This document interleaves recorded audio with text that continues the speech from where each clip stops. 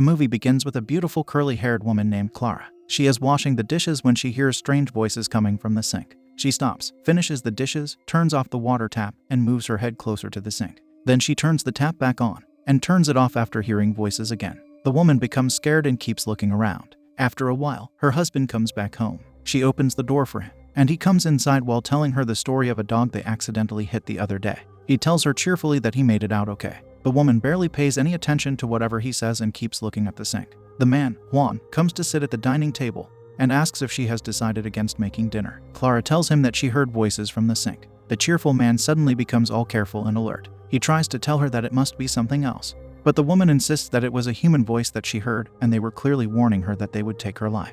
Later, the couple go to bed and awaken in the middle of night after hearing a banging noise. The woman gets up and goes to use the washroom, whereas the man remains in the room. When he hears the noise again, the man shouts at his neighbor to keep quiet, since it is not the time to start repairing things. He keeps shouting for a while, but to no avail. The man becomes fully overwhelmed with anger and runs out of the house to go to his neighbors and tell him off. When the man reaches his neighbor Walter's house, he presses the bell and shouts at him, but he doesn't open the door. After a while, the man comes back and sits down on his bed. He notices that his wife is taking more time than usual, and so he goes to check in on her. As he enters the washroom, the scene that awaits him makes his blood run cold. His wife is floating in midair, entirely covered in crimson red blood. A strange and terrifying force is shoving her from one wall of the bathroom to another. The walls are entirely painted red and the floor is reeking of blood too. The man is speechless for a moment, unable to process the happenings before him, but it does not take him long before he runs to his wife's side and desperately clutches onto her in an attempt to save the poor soul. All in vain. Clara passes away that night due to the terrible injuries, and poor Juan is left all alone. Fast forward to a few days later, and Juan sits before a trio consisting of 2 older men and an old woman, who all seem well dressed. As it turns out, Juan has been arrested on suspicion of his wife's murder. He was then visited by these mysterious people, who claim to know that he did not take his wife's life. They tell him that they would like to prove his innocence, thus they want him to tell them everything. They tell him that they want to take him out of the police station since he is innocent. The woman is named Dr. Moore Albrecht. She is well known for her research in paranormal activity and deals with such cases. Alongside her are 2 acquaintances named Dr. Rosenstock and Mr. John O'Mario, both of whom also have links to such paranormal stuff. Dr. Albrecht shows him some pictures and asks him to look. He watches the gruesome pictures in horror as the doctor tells him about an identical incident that happened in the US. Rosenstock asks Juan to tell them anything and everything that happened with him or around him in his neighborhood during this time. He thinks hard and then tells them about the accident of a child. He then remembers and tells them about his strangely irritating and creepy neighbor, Walter, who would remodel his house at odd times during the night. Dr. Albrecht immediately recognizes the name Walter Carvajal,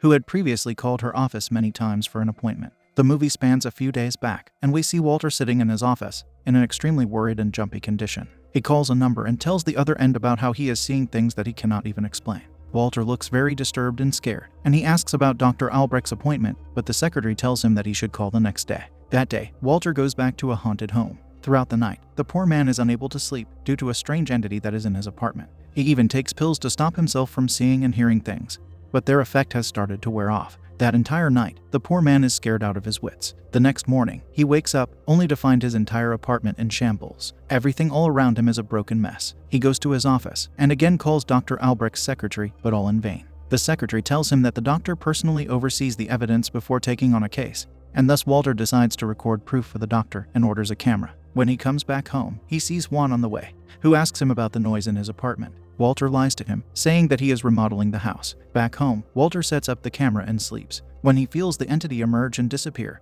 he jumps out of bed and checks the camera. The man feels chills run down his spine when he sees a deformed and scary alien walking around in his bedroom. The recording shows the beast hiding inside the cupboard, so Walter takes out his handgun and yanks open the cupboard in an attempt to finish off his abuser, but he finds nothing inside. Walter gasps in fear as he looks around for its whereabouts. He grabs the camera and watches the video again. Suddenly, out of nowhere, the monster emerges behind him and attacks, making Walter emit a toe-curling scream. The next day, a boy runs near Walter's apartment to drink water from the tap. As he is drinking, he hears a strange and chilly voice come from Walter's window. The voice tells him to run away and never come back. The little boy, now scared, backs up into the road and instantly gets hit by an incoming bus. Meanwhile, Juan sits in his home, painting over a crack caused by Walter, hearing the commotion outside. He runs out to find the little boy sprawled on the road and instantly recognizes him as his neighbor Alicia's son. He runs to inform her. Poor Alicia is heartbroken after her son's sudden passing. Juan and Clara attend the funeral, and Clara hugs Alicia goodbye after telling her that she is always here for her whenever she needs her. Juan stands to the side, warily looking at Walter's home, who seems to have disappeared for quite some time.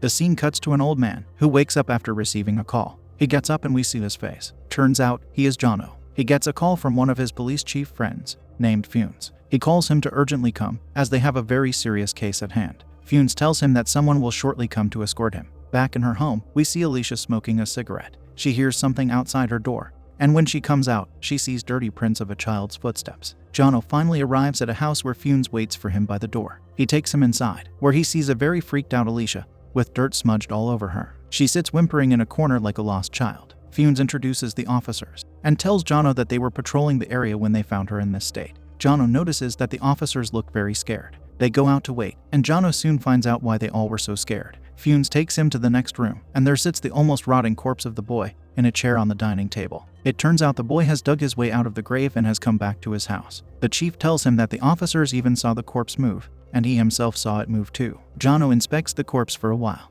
Funes asks him if all this was staged by the boy's mother, which Jono denies, saying that there are scratches on the corpse's fingertip. He must have scratched the dirt for quite some time. Jono tells him that although there are cases of families digging out and stealing bodies of their loved ones, it hardly seems like one of those cases. Still, they should check the boy's mother's clothes to rule out the conclusion. He tells Funes that they should not disclose this matter to the public, lest they want any trouble. The woman turns out to be Funes' ex. Jono turns off the light, and as they leave the room, they hear something crashing. They quickly turn around with a start, and turn on the light to see the glass of milk spilled over on the table. Jono comes to analyze the child, and asks Funes if they had taken any pictures previously. The terrified Funes tells Jono to not turn off the light again, and they decide to bury the child. Jono convinces him to not tell anyone about the kid, lest he wants his ex to get admitted to a mental hospital. They bring sleeping medicine for Alicia, so that she is not awake when they take away her son to be buried again. They come out, and Alicia sits in a daze. She keeps saying that they need to call the priest. Jono goes outside and sees Dr. Albrecht standing before Walter's house with a camera. She is taking pictures. He goes to see her and they exchange greeting.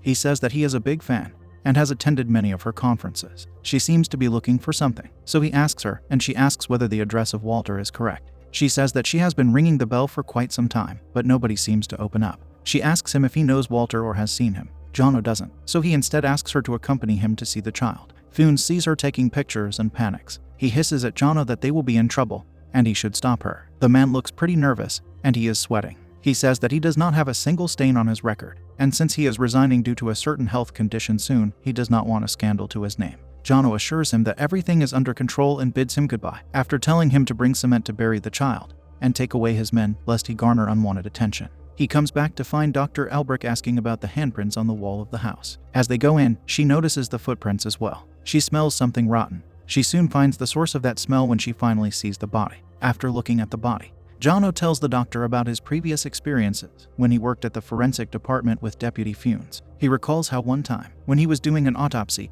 the body of a 20-year-old came back to life. He ignored it, assuming that he was probably just stressed. But then it happened again, but this time with an older man who had been deceased for 2 days. The man woke up and talked to him. He tells Dr. Albrecht that these things happen when people meddle with things that are not from this world. They talk a bit, and Dr. Albrecht tells him that she owns his book. She then shows him the pictures that she received from Walter. Turns out, she has come down here because she believes there is some strange paranormal activity going on. And now that they have a walking body lying at hand, her suspicions are proven to be correct. On the back side of the house, a little boy climbs down the wall and comes near the room where the child's body sits. He knocks at the glass door, and the body turns to look at him, making the poor boy scream in terror. He drops his bag and quickly flees the scene. Jono and Dr. Albrecht hear the noise and come running to find an abandoned school bag near the body. They decide to hide the body in the freezer outside and calm down, thinking that nobody would believe a little kid, unaware of the fact that he is actually recording them through a phone. The boy leaves with the recorded clip, while Jono puts a planter above the freezer in case the body tries to move again. A little later, Funes comes back, and Jono tells him that they hid the body in the freezer. As the three of them stand around the freezer,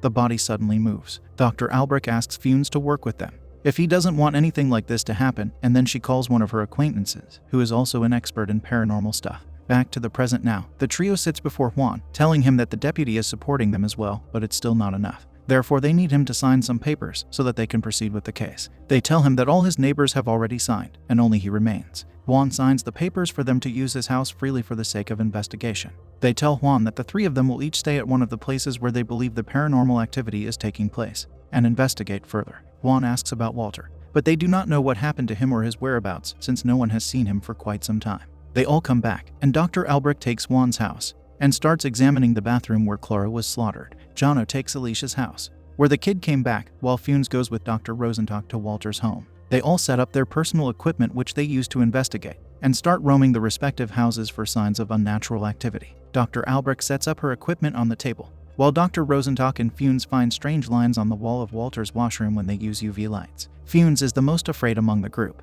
He keeps sweating and shaking at every turn, and confesses to Rosenstock that he is afraid. The doctor says he is afraid too, but it does not seem like it. Funes, now extremely scared of the creepy setting, calls Dr. Albrecht and tells her that they got into the house. When she asks if he looked around, Funes tells her that since the bill is not paid, there is no electricity there and he can't clearly look around. When he offers to fix the line, the doctor forbids him to do so, saying that what they are trying to find will only be found in the dark. Funes reluctantly drops the line. He then asks Rosenstock what they are looking for, and he says that they will search for clues that may explain what happened that night. Rosenstock watches the terrified Funes and tells him that if he is too afraid to be there, he can go. Funes tells him about his health complication and also about his hearing problem and goes to the next room. Back in Alicia's home, Jono gets a phone call from a woman wanting to talk to Alicia. He tells her that she went back to her sister's and gives her the number. The woman then hangs up. Jono leaves his voicemails on speaker and goes out. He enters Alicia's son's bedroom when he hears a voicemail from the mom of the kid who recorded them. Turns out she saw the video and is now calling Alicia to tell her about it.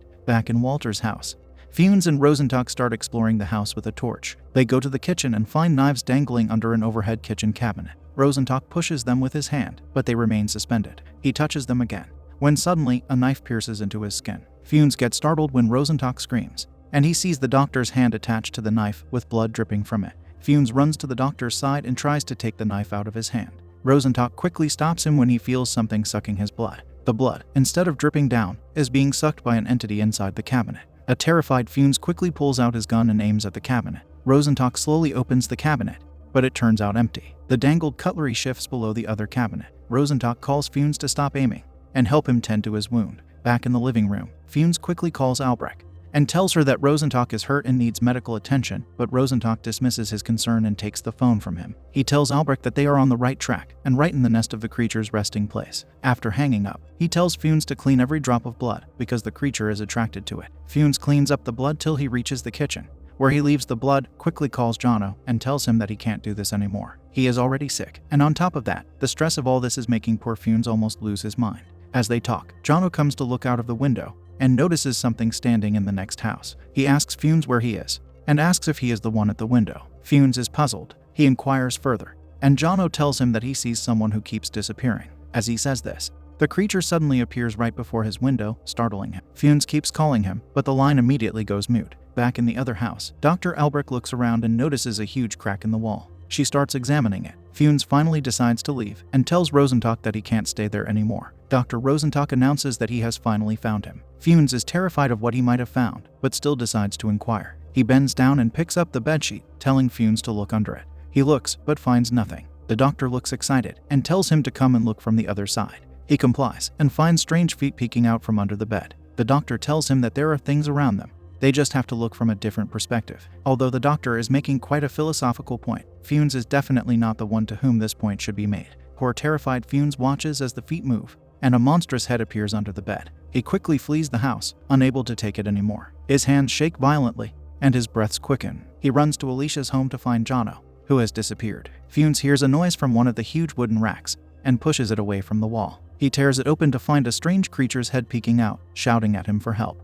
On the other side, in Juan's home, Dr. Albrecht is examining the wall crack when Funes barges in. He tells her that Jono needs her help. The man tells Albrecht about all the chaos outside and asks for help. The woman keeps calm and only tells him that not everything that he saw is real. She tells him to just ignore everything and pretend it is all okay. What a strange woman. Poor Funes keeps getting extremely emotional. She tells him to go wash his hands since the creature loves blood. Funes asks her about any plausible explanation regarding these creatures, which would make all this less depressing for him. As she explains, suddenly a hand reaches out from inside the gap on the wall and takes her life. This happens to be the cracking point for Funes. He watches the sick and twisting situation all around him, and the poor man's body collapses under the weight of a life-threatening heart attack. The creature slithers its way out of the crack in the wall and follows the poor man, who drags himself to the next room. Just as he loads his gun, he sees an angry Alicia come to stand before him. The woman blames him for deceiving her. He desperately begs her to save him so that he can explain everything. He swears that everything he did was for her own good. The couple go out, and Funes sees the body of the child sitting inside the car. He quickly jumps into his own car, and just as another alien crashes into his car, he swerves out of the neighborhood and into a quiet corner with no one near him. He breathes heavily as he remembers all the ridiculous things that have happened to him the entire night. As he sits there, suddenly he gets a call from one of his colleagues, telling him that he is in the neighborhood looking for Funes. He quickly orders his subordinate to go back home, and when he complies, Funes comes back carrying tanks of fuel to burn down the entire lair of the deadly creatures. He comes back to find Alicia's lifeless body hanging in the living room. The poor man can't catch a break. Considering his poor health, it is already a miracle that he is still alive. He covers the entire property with fuel, and just as he is about to set it on fire, Jono, who has now turned into an alien, arrives and blows out the match in his hand. The startled Funes internally curses at his poor luck and falls back. As Jono tries to approach him, he shoots a bullet into the puddle of fuel, and the place finally blows up. A year passes, and 3 men approach Juan, who is still in custody for the alleged slaughter of his wife. The man in the middle tells him that his testimony is being recorded. They then spread out pictures of Dr. Albrecht, Dr. Rosenstock, and Jono. He tells them that they made him sign some papers, and told him that they would help him. They then inquire about Deputy Funes, and he tells them everything he knows. The man tells him that they have a witness who saw Mr. Funes set his house, and the others, on fire while these people were inside. He is now a fugitive on the run. As the man talks, Juan looks behind him and asks, mentioning someone behind them, if he is with them. The trio turns around to an empty room. They turn back, now alarmed, and Juan tells them that it's Dr. Rosenstock, but now his face is a bit burned. Juan tells them that he came with them, and as they turn around one last time, a chair is hurled at them and the screen goes black, making everyone wonder just what might have happened afterward.